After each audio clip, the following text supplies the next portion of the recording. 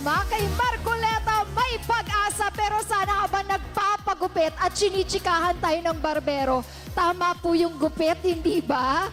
Hindi yung baku-baku na pala yung gupit. Pero ito, ang susunod na aakyat po sa stage ay ang taong malapit po sa ating puso. Lumaki sa mata ng publiko pero nananatiling grounded at puno ng malasakit. Isang boses ng kabataan at simbolo ng suporta mula sa pamilyang kilala sa matatapang na paglilingkod po sa bayan. Mga kababayan, palakpakan po natin at i-welcome si Miss Kitty Duterte!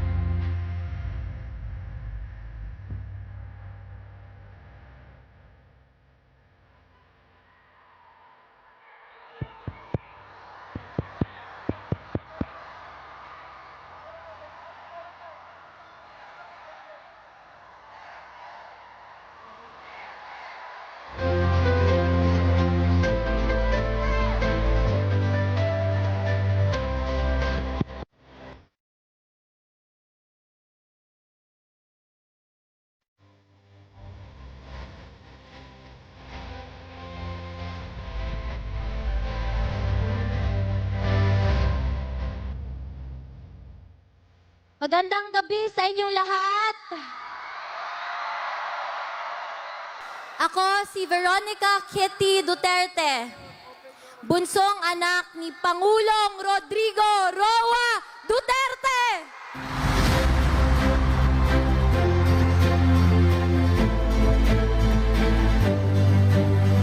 Unang-una, nagpapasalamat ako kay Tito Rodante Marcoleta sa pag-imbita sa akin at sa mama ko ngayong gabi.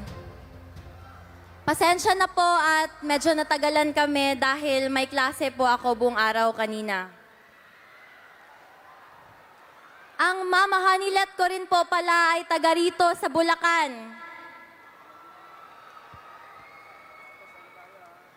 Ako ay isang 21-year-old college student lamang at ayaw ko sanang makisali sa politika.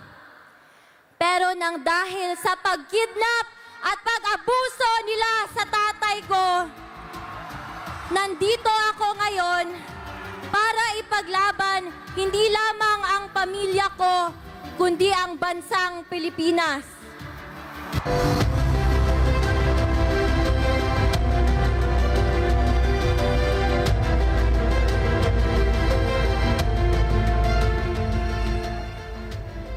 Noong isang gabi, nagsalita ako sa rally sa Quezon City.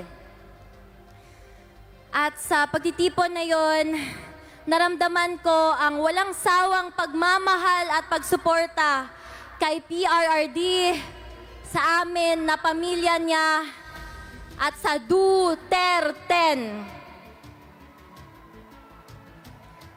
Ito ang nagbibigay sa akin ng lakas ng loob para ipagpatuloy ang pangako ko kay Dada Rudy na ikampanya ang kanyang mga kandidato habang siya ay nasa The Hague. Bago ako umalis ng The Hague, may bilin ang Dada Rudy ko sa akin. Sabi niya, "No guts, no glory."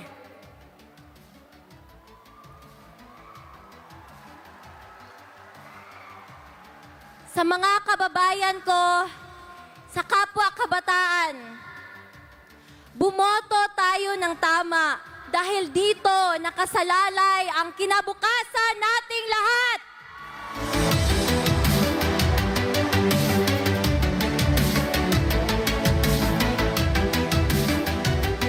Kailangan natin ng abogado na may prinsipyo, paninindigan at integridad sa ating legislative branch sa gobyerno natin.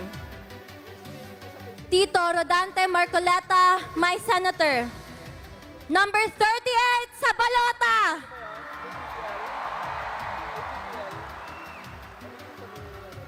Huwag rin nating kalimutan ang PDP Laban Senatorial Slate o mas kinikilalang Duterte.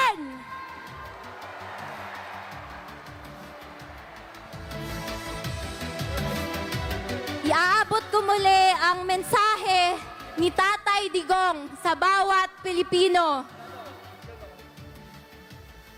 Sabi niya, "My love for my country is what brought me here. There was never any personal agenda involved." Mahal niya ang bayan niya.